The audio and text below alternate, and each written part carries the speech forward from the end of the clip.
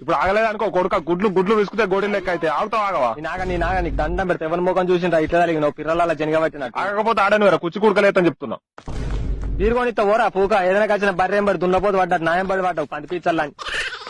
కొంచెం కలర్ పోతే ఆగరావాలి, లేకపోతే బాటలు ఉత్తోసి మీదెత్తా చెప్తున్నా. కలర్ కాదు గుడ్లు పట్టుకొని వచ్చినావు నువ్వు గుడ్లు విసుకుతావో ఏ గుడ్లు విసుకుతావో నాకు అవసరం లేదురా.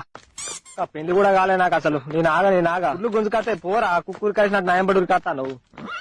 ఆగపోతే కట్ట కింద అంటే నేను చేసిన అందరికి చెప్తా నేను. ఆగు లగ్గుడు ఆగు.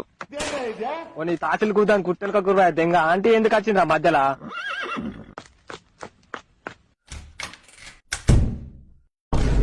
ఇప్పుడు బాత్రూమ్ నుండి బయటకు వస్తావా గుడ్లు ఇసి తెంగమంటావు లోపలికి? మనిషి కూతురు ఇంటికి ఎవరా నాకు అర్థం కాదు. బట్టకాలకు పీడి పట్టినట్టు పట్టినావు. గుడ్లు కొట్టక అంటే గుడ్లు పట్టుకొని వచ్చినావు మళ్ళా.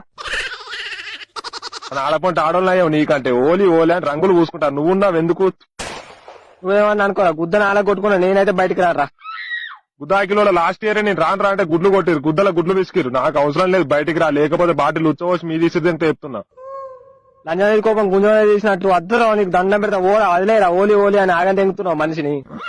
నీకు ఇలా మొదటి రాత్రి బయటికి రారు నువ్వు రాలేదనుకో, నువ్వు వచ్చేదాకా ఇన్నే కావాలి కదా చెప్తున్నా నేను.